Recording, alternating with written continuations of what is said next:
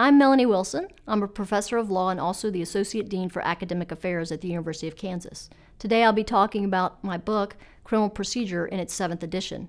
But I'm the junior member of the co-author team.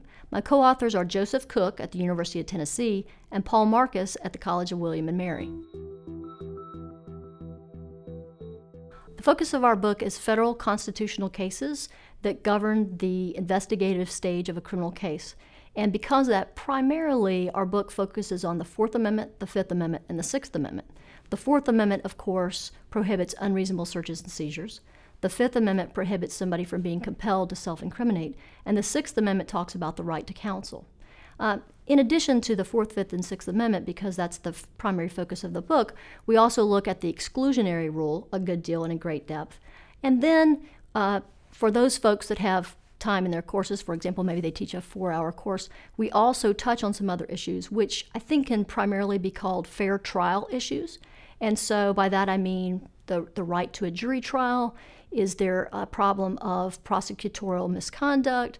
Are there problems involving the prosecutor's duty to provide exculpatory evidence to the defense? So primarily 4th, 5th, and 6th Amendment, but we also do spend some time on fair trial issues such as 6th Amendment, right to jury trial, and also prosecutorial ethics issues.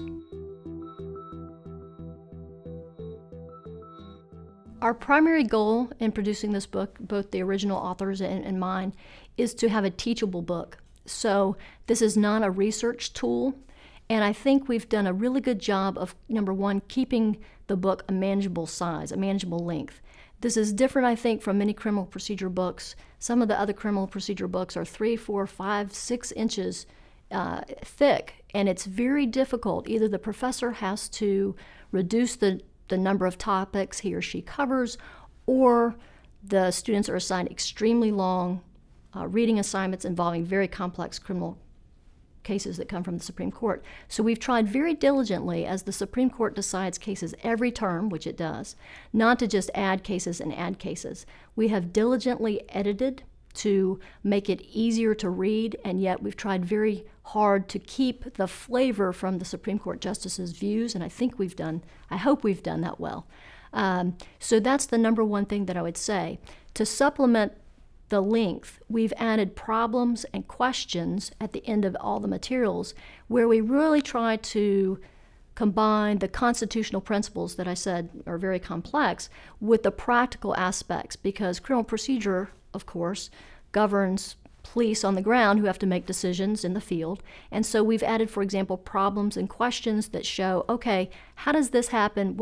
We have this complex criminal procedure issue. How does it affect police? How would police decide this issue out in the field?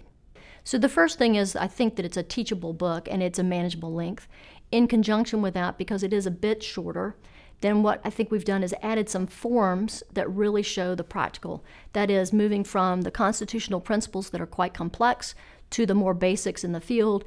And for instance, we have forms in there that show a warrant and what a search warrant looks like. We have several examples of affidavits that police officers have used, some of them not so great, some of them really good examples. And this gives students who are interning or externing at district attorney's offices some real life examples of what these really complex principles boil down to when you're actually practicing law. And I think those are two of the real strengths of our book. I think that many books, most courses in criminal procedure are probably taught in 3 credit hours, and our book is designed very well for that. So if you teach a 3-hour course, you can cover the 4th Amendment in great depth, the 5th, the 6th Amendment. But I think it also adapts very well to folks, for example, that teach a 4 credit hour course. And this, I think, is a bit unusual. A few schools basically combine an advanced criminal procedure class with a criminal procedure class. And because we go forward and not only talk about the 4th, 5th, and 6th Amendment, but also do the fair trial work, which involves prosecutorial ethics, the Brady material, it also involves some material about trial, your right to trial, and some of those other topics that are usually only covered in an advanced criminal procedure class. For those courses that combine all of that, I think our book works really well for that. Likewise, there are a few, I think, courses that can be offered in 2-hour segments, and especially if you were going to focus on just the Fourth Amendment as a special seminar, if you wanted to do some upper-level work in the Fourth Amendment, I think our book would lend itself very well to that as well. Criminal Procedure in the 7th edition, in addition to being available in the traditional hardbound book, it's also available in ebook and loose leaf, and both of those are less expensive for students. I'd like to say that we hope that the book is really teachable, and we'd like to hear from anybody who adopts the book if we can be helpful, if any of us can be helpful in terms of sharing syllabi or sharing feedback with them if they want to share comments about the book, how it can be improved or what they really like. We're happy to hear about that. We have found that the students really enjoy the book. The feedback we get in anonymous student evaluations have been very positive, but we're always looking to improve the book. So we look forward to hearing from anyone who would be willing to give us a call.